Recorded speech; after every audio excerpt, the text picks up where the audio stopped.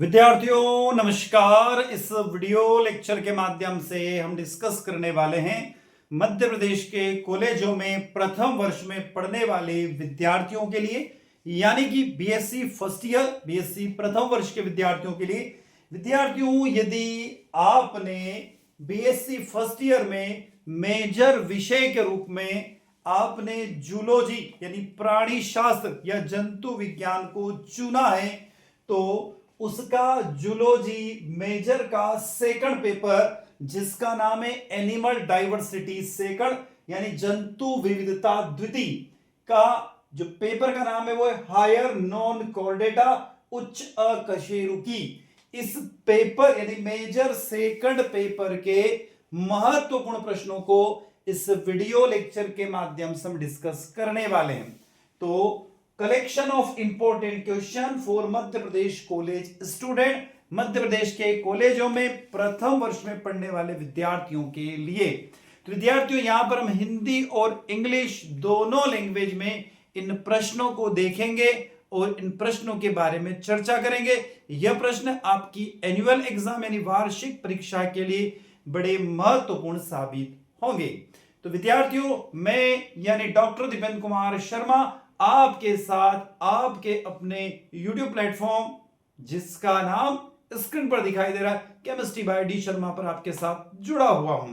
विद्यार्थियों, खास बात यह है कि वीडियो लेक्चर अच्छा लगता है तो वीडियो को क्या करने का है, दिख रहा है आपको, लाइक कीजिएगा। आपके क्लासमेट तक, आपके साथियों तक, आपके दोस्तों तक इस वीडियो को क्या करने का है, शेयर अवश्य कीजिएगा ताकि उनको भी इसका फायदा मिल सके। कोई डाउट है तो कमेंट बॉक्स में आप कमेंट करके बता सकते हैं। और खास बात, चैनल को सब्सक्राइब अवश्य कीजिए, जिसके कारण हम जितने भी वीडियो अपलोड करें उसके लेटेस्ट नोटिफिकेशन आप तक पहुंच सके और आप उन वीडियो के माध्यम से अपनी पढ़ाई को सुचारू रूप से चला सके। विद्यार्थियों, यदि आपको कोई डाउट है, कुछ प्रॉब्लम है, कुछ समस्या आती है, तो स्क्रीन पर एक नंबर दिखाई दे रहा है, नंबर है 7725025044 इस नंबर पर आप व्हाट्सएप के माध्यम से हमें संदेश भेज सकते हैं, मैसेज भेज सकते हैं, उसका रिप्लाई हम व्हाट्सएप के माध्यम से आपको कर देंगे। विद्यार्थियों, यहां पर बात कर रहे हैं हम लोग बीएससी प्रथम वर्ष प्राणी शास्त्र मेजर विषय में टोटल 3 पेपर हैं।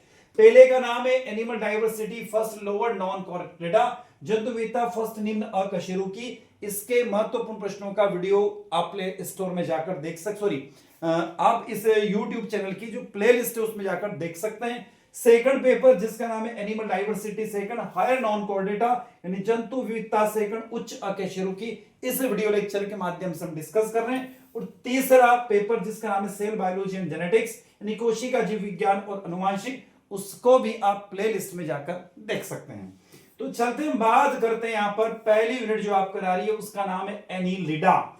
एनिलिडा के ऊपर कौन कौन से प्रश्न यहां पर तैयार होते हैं, कौन कौन से महत्वपूर्ण प्रश्न हैं जो आपको पढ़ना आवश्यक है, उन प्रश्नों के बारे में हम चर्चा कर रहे हैं। पहला प्रश्न है, ऋग्वेद और यजुर्वेद के विशेष संदर्भ में प्राचीन भारतीय ग्रंथों में उच्च गैर रज्जु की यानी हायर नॉन कॉर्डेटा के वर्गीकरण की विस्तृत व्याख्या कीजिए। विद्यार्थियों, खास बात यहां पर यह है कि हम इस क्वेश्चन को, जितने भी क्वेश्चन आपको स्क्रीन पर दिखाई देंगे, उनको हिंदी और इंग्लिश दोनों लैंग्वेज में देखेंगे, पर मैं इंग्लिश का प्रोनाउंसिएशन कम करूंगा, क्योंकि यदि मैं दोनों लैंग्वेज को बैक टू बैक प्रोनाउंसिएशन करूंगा और क्वेश्चन को समझाऊंगा तो वीडियो की लेंथ थोड़ी सी बढ़ जाएगी। तो यदि आप इंग्लिश मीडियम के विद्यार्थी है तो क्वेश्चन को पैरेलली वीडियो को रोक कर पॉज करके आप पढ़ सकते हैं। तो provide detail explanation of the classification of the higher non chordata in ancient Indian text with the special reference to the Rigveda and Yajurveda. दूसरा प्रश्न है, संघ एनिलिडा के मुख्य विशिष्ट लक्षणों का सविस्तार वर्णन कीजिए। तो describe in detail the main distinguish characteristics the phylum, किसकी बात हो रही, एनिलिडा के बारे में बात हो रही है। तीसरा प्रश्न भी बैक टू बैक स्क्रीन पर दिखाई दे रहा, संघ एनिलिडा को क्लासेस, संघ एनिलिडा को क्लासेस, ठीक है, क्लासेस यानी वर्गों तक वर्गीकृत करते हुए प्रत्येक वर्ग के दो दो उदाहरण और उनके विशेष गुणों को लिखिए। Classify the phylum annelida down to the level of the classes providing the 2 example for each classes along with their specific characteristics. आगे चलते हैं, तीसरा प्रश्न हो गया। चौथा प्रश्न, केचुए केचुए के बाह्य एवं आंतरिक शरीर संरचना का सचित्र वर्णन कीजिए। ठीक है, provide an illustrated description of the external and internal anatomy of the earthworm. Earthworm की इंटरनल और एक्सटर्नल एनाटॉमी को बताना होगा। पांचवा प्रश्न जो आपको तैयार करना है, केंचुए के जीवन चक्र की विभिन्न अवस्थाओं को समझाते हुए इसके प्रजनन की प्रक्रिया को समझाइए। तो highlight on the reproductive process of the earthworm while explanation to the various stage its life cycle. छठा प्रश्न जो आपको तैयार करना हुआ, ट्रोकोफोरा लार्वा के सूक्ष्म संरचना का वर्णन कीजिए। Describe the microscopic structure of the trochophore larva. सातवां प्रश्न, एनिलिडा के विकास और अन्य संघों के साथ इनके संबंधों को समझने में इस लार्वा का क्या महत्व है। आठवां प्रश्न, केचुआ किसान का मित्र है। The earthworm is the farmers friend. इस कथन की पुष्टि करते हुए कृषि में एनिलिडा के योगदान की विवेचना कीजिए। तो यहां पर हम कह रहे हैं suitable statement by the discussing two contribution to the annelida to agriculture. नौवां प्रश्न, प्राचीन काल से आधुनिक काल तक चिकित्सा विज्ञान में केंचुओं के महत्व पर एक निबंध लिखिए या उत्तर तैयार कीजिएगा। सुश्रुत संहिता में वर्णित जलोक वचरक यानी जोंक चिकित्सा क्या है, और जोंक चिकित्सा का उपयोग वर्तमान में भी आयुर्वेदा के अंदर बहुत ज्यादा किया जाता है, तो उसके बारे में आपको पढ़ना होगा और पढ़ाई करने के साथ साथ में इस प्रश्न का उत्तर तैयार करना होगा। प्रश्न क्रमांक 11, हेरुडो मेडिसिनलिस का उपयोग रक्त के शुद्धिकरण और विभिन्न रोगों के उपचार में प्राचीन काल से किस प्रकार किया जा रहा है, विस्तार से समझाइए। यह प्रश्न भी आपको करना होगा। 12वां प्रश्न, प्राचीन काल से कृषि और चिकित्सा विज्ञान में एनालिटिक्स के योगदान को समझाइए। 13वां प्रश्न, एनालिट का परिचय और पारिस्थितिक तंत्र में उनकी भूमिका को समझाइए। 14वां प्रश्न, जोंक चिकित्सा यानी लीच थेरेपी की तकनीक और लाभ को समझाइए। 15वां प्रश्न, जोंक की लार में मौजूद हेरोडिन का औषधि महत्व समझाइए। Explain the medicinal significance of the hirudin found in the saliva of leech. तो विद्यार्थियों, पहली यूनिट के हमने 15 प्रश्नों को देखा है। इन 15 प्रश्नों को आपको अच्छे से तैयार करना होगा। चलते हैं हम दूसरी यूनिट की तरफ जिसका नाम है आर्थ्रोपोडा। और आर्थ्रोपोडा के स्क्रीन पर आपको बैक टू बैक 2 क्वेश्चंस दिखाई दे रहे हैं। उन दोनों क्वेश्चन के बारे में हम चर्चा करते हैं। पहला प्रश्न क्या कह रहा है, संघ आर्थ्रोपोडा के मुख्य विशिष्ट लक्षणों का विस्तार से वर्णन कीजिए। Describe in detail the main distinguished characteristics of phylum arthropoda. दूसरा प्रश्न है, संघ आर्थ्रोपोडा किन्हें जंतु जगत का सबसे बड़ा संघ क्यों माना जाता है। बहुत बढ़िया सा प्रश्न है, इसको तो याद करना ही होगा आप लोगों को। तो phylum arthropoda is considered the largest phylum in the animal kingdoms. आगे चलते हैं, प्रश्न क्रमांक 3 स्क्रीन पर दिखाई दे रहा है और उसके पीछे चौथा भी दिखाई दे रहा। संघ आर्थ्रोपोडा का वर्गीकरण कीजिए, प्रत्येक वर्ग के 2-2 विशिष्ट लक्षणों का भी उदाहरण दीजिए। तो आर्थ्रोपोडा का आपको क्लासिफिकेशन भी बताना होगा। प्रश्न क्रमांक 4, झींगे की बाह्य और आंतरिक संरचना का नामांकित चित्र बनाइए। Describe the external morphology of the प्राण including the label diagram.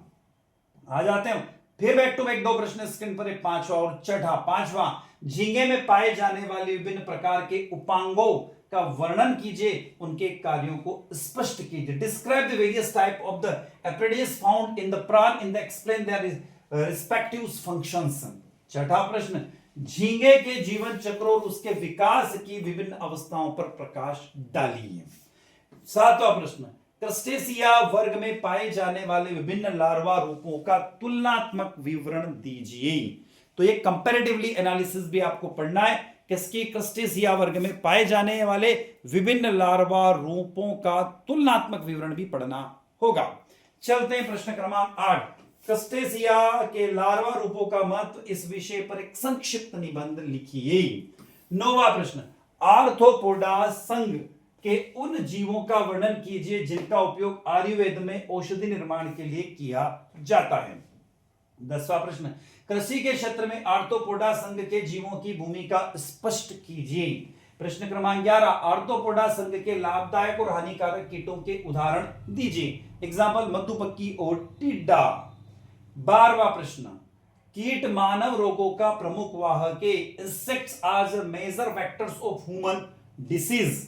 Skandan की पुष्टि प्रमुख कीट जैसे मच्छर, मक्खी और उनके द्वारा फैलाए जाने वाले रोगों के संदर्भ में यानी रेफरेंस में कीजिए।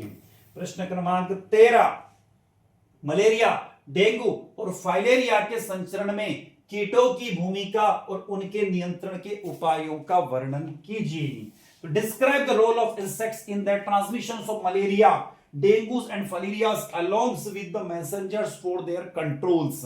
चौथा प्रश्न, रेशम कीट और मधुमक्खी के आर्थिक महत्व को स्पष्ट कीजिए।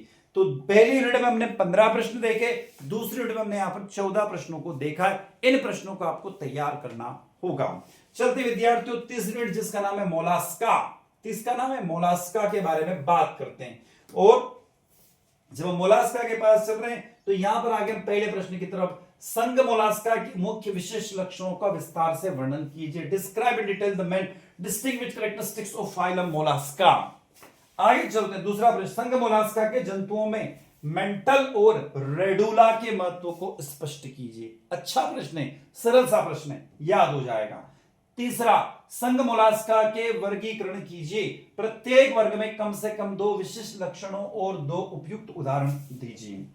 चौथा प्रश्न, पायला की बाह्य आकृति और उसके कवच की संरचना का नामांकित चित्र सहित विस्तृत से वर्णन कीजिए। तो पायला को आपको उसकी आउटर स्ट्रक्चर बनाना है, यानी मॉर्फोलॉजी, एक्सटर्नल मॉर्फोलॉजी बनाना है और उसका पूरा डिटेल में डिस्क्रिप्शन करना। पायला के पाचन तंत्र यानी डाइजेस्टिव सिस्टम या श्वसन तंत्र यानी रेस्पिरेटरी सिस्टम की क्रियाविधि को रेखा चित्रों की सहायता से समझाइए। छठा प्रश्न, पायला के जीवन चक्र और उसके भ्रूणीय विकास के प्रमुख अवस्थाओं पर प्रकाश डालिए। Highlight the key stage of the life cycles and the embryonic developments of the Pila. नौवां प्रश्न, ग्लोकिडियम्स लार्वा की सूक्ष्म संरचना का सचित्र वर्णन कीजिए। वयस्क यूनवों में किस प्रकार भिन्न है। आठवां, ग्लोकिडियम्स लार्वा का परजीवी स्वभाव और उसके महत्व, इस विषय पर टिप्पणी लिखिए। नौवां प्रश्न, ग्लोडिनियम लार्वा मछलियों की सहायता से अपना प्रसार कैसे करता है। 10वां, पायला की तंत्रिका तंत्र का विस्तृत वर्णन कीजिए। Provide a detailed description of the nervous system of Pila. 11वां, मोलास्का संघ के विभिन्न वर्गों में तंत्रिका तंत्र के विकास की तुलनात्मक अध्ययन कीजिए। 12वां प्रश्न, टोर्शन का प्रभाव यानी मोलास्का में टोर्शन के कारण तंत्रिका तंत्र में आने वाले 8 के आकार में घुमाव को स्पष्ट रूप से दिखाइए। 13वां प्रश्न, इसके बारे में बात करूंगा आगे मैं, ये जो प्रश्न है ना इसको मैं आगे आपको बता रहा हूं, थोड़ी देर बाद देखना, समझेंगे इसको। 13वां प्रश्न, पायला के मस्तिष्क, पेडल और विसरल गैंडिलिया के चित्र को समझाइए। तो ये जो चित्र है ये आपको तैयार करना है, उसका डिस्क्रिप्शन तैयार करना है, ठीक है, ध्यान रखिएगा। ये चित्र देख लीजिए, मैं थोड़ा सा स्क्रीन सेट रहा हूं, इस चित्र को मैंने पूरा यहाँ पर आपके सामने लेकर आया हूं। तो ये चित्र देख लीजिए, पूरा इसमें इंग्लिश में मैंने नोटेशन दे रखा है। तो ये डायग्राम आपको बनाना है और इसके बेसिस पर इसके कैरेक्टरिस्टिक्स को समझाना होगा। चलते हैं आगे, चौथा यूनिट नंबर 4 की तरफ आगे, जिसका नाम है एका इनोडर्मेटा की बात कर रहे हैं। पहला प्रश्न, संघ एकाडिनोडर्मा की विशिष्ट लक्षणों का सविस्तार से वर्णन कीजिए। Describe the detail the characteristics of feature of the phylum echinodermata. दूसरा, संघ एकाइनोडर्मेटा के शरीर में पाए जाने वाले पंचतई अरीर सम्मिति को स्पष्ट कीजिए। आगे जाते प्रश्न क्रमांक 3, संघ एकाइनोडर्मेटा वर्गों का वर्गीकरण कीजिए। प्रत्येक वर्ग के 2 विशिष्ट लक्षण और 2 उपयुक्त उदाहरण लिखिए। प्रश्न क्रमांक 4, तारा मछली की बाह्य आकृति का नामांकित चित्र सहित वर्णन कीजिए। 5वां प्रश्न, एस्टिरस जैसे बोलते हैं, एस्टिरस यानी तारा मछली के शरीर के मुखी यानी ओरल और अपमुखीय सतहों के अंगों को स्पष्ट कीजिए। प्रश्न क्रमांक 6, तारा मछली की आंतरिक संरचना का वर्णन करते हुए इसके डाइजेस्टिव सिस्टम की क्रियाविधि को समझाइए। 7वां, तारा मछली के जल संवहन तंत्र यानी वाटर वस्कुलर सिस्टम का सचित्र और विस्तृत वर्णन कीजिए। 8वां प्रश्न, जल संवहन तंत्र केवल परिवहन ही नहीं बल्कि गमन में भी सहायक है। इस कथन की व्याख्या कीजिए और नली पार यानी ट्यूब फीड की भूमिका को स्पष्ट कीजिए। The water vascular system aids not only in the transports but also locomotions. Explain this statement and clarify the role of the tube feeds. नोवा प्रश्न, एका इनोडर्मेटा में पाए जाने वाले विभिन्न लार्वा रूपों जैसे बेपेलेरिया, बेक्यूलेरिया और आरिकुलेरिया का तुलनात्मक विवरण दीजिए। प्रश्न क्रमांक 10, एका इनोडर्मेटा के जीवन चक्र में लार्वा अवस्थाओं के महत्व और उनके विकास पर एक उत्तर तैयार कीजिए, यानी कि निबंध लिखने को कहा गया है। तो ये 10 प्रश्न थे चौथी यूनिट के पास में। अब हम आगे यूनिट नंबर 5 जिसका नाम है हेमिकार्डेटा। अब हेमिकार्डेटा के प्रश्नों के बारे में हम चर्चा करते हैं, डिस्कस करते हैं। तो यूनिट 5 जिसका नाम है हेमिकार्डेटा, और हेमिकार्डेटा का पहला प्रश्न आपको स्क्रीन पर दिखाई दे रहा है। संघ हेमिकार्डेटा के मुख्य लक्षणों का सविस्तार से वर्णन कीजिए। यह प्रश्न आप लोगों से पूछा गया है। चलते अगले प्रश्न की तरफ। अब इसका इंग्लिश वर्जन यदि आप देखेंगे तो इसमें लिखा हुआ describe in detail the main characteristics of the phylum hemichordata, why are there reference to as half chordata, इसे आधा कॉर्डेटा क्यों कहा जाता है। दूसरा प्रश्न, हेमिकॉर्डेटा की कॉर्डेटा और नॉन कॉर्डेटा के साथ समानताओं विभिन्नताओं का तुलनात्मक विवरण कीजिए।